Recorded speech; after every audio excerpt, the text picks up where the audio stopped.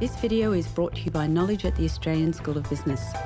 For more information, please visit knowledge.asb.unsw.edu.au.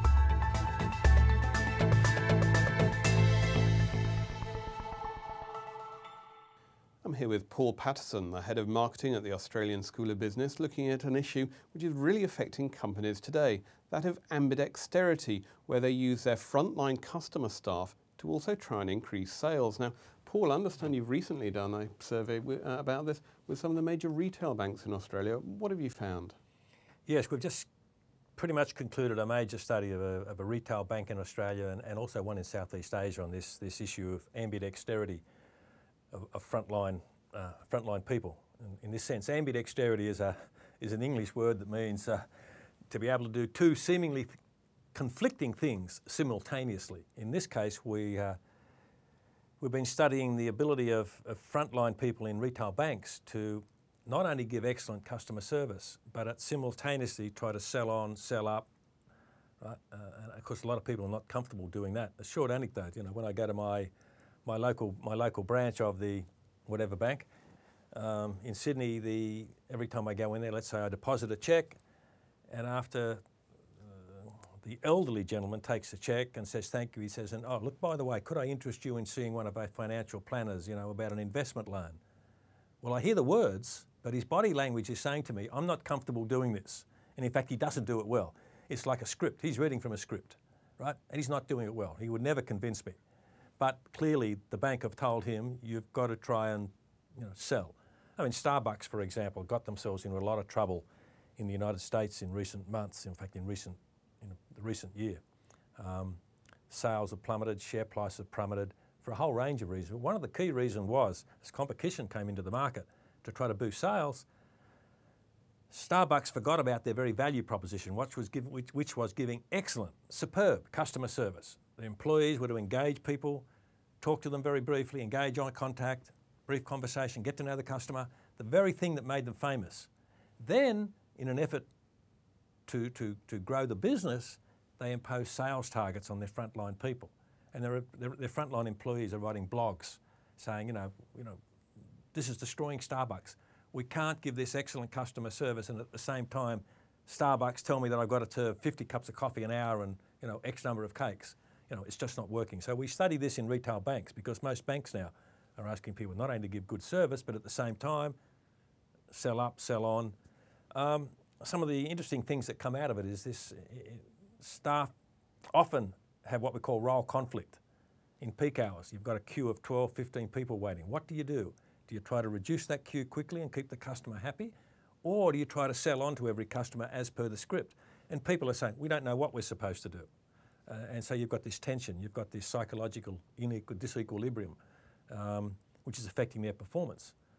We also found out that things like branch leadership were critically important to getting people to accept that they have to sell and meet sales targets as well as customer service targets.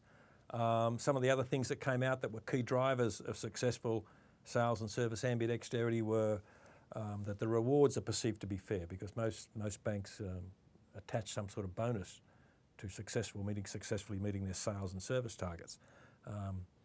Teamwork, and also we found more ambitious employees were more likely to be flexible and adopt a selling approach and a service approach than people who were less ambitious.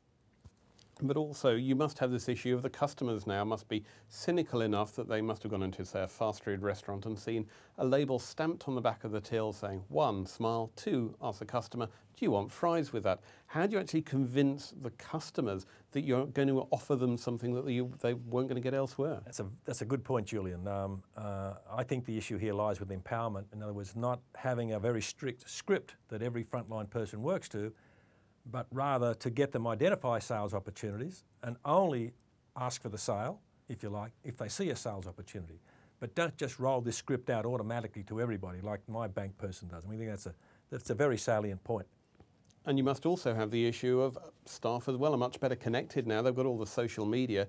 How do you stop staff from seeing a new marketing opportunity and immediately then straight going onto Facebook or Twitter or something like that and talking about just what the company wants to keep quiet? Yeah, this is exactly what happened to Starbucks. People start, their own employees who'd been employed there for years, got on setting up blogs and probably got onto Twitter. There's certainly websites. There are blogs that employee dissatisfaction is now out in the public arena. That's a very good point, and this is one of the reasons we did this study for these two banks. And it must be hugely damaging for the marketing of a firm where they're trying to do one thing and suddenly they've got all the staff quite publicly saying another. Absolutely. That's why they've got to get it right. So how do you get it right? Is there sort of a very simple, easy step that these companies can implement? No, there's not. It's part of it it's certainly employing the right people. I said that we found that people with an ambition to go up the ladder, which implies younger people, are more readily able to adapt. Employees who are highly engaged, basically higher employee satisfaction, are more likely to do this. We found in branches where there was proactive leadership, where the branch manager would come down onto the floor rather than sitting in the ivory tower. People within the branch were more likely to be very effective in selling and service. We found empowerment was also a success factor, giving people discretion rather than purely working off a script. So things like this we found had a high impact on the ability of people to be successful at ambidexterity. And I might also add, from a business perspective, we found a very strong positive correlation between a branch being successful at ambidexterity and the branch financial performance. Now for business, that's the bottom line. So there's some compelling reasons why not just bank branches, but any post offices, anybody that, for example, that's got a branch network, understands the key success factors in driving sales and service ambidexterity on the front line. I'm sure it's a trend that we're going to see much more of in the future, Paul. Thank you, Julian. Thank you very much, Paul. For more business news and analysis from Knowledge at the Australian School of Business, please visit knowledge.asb.unsw.edu.au.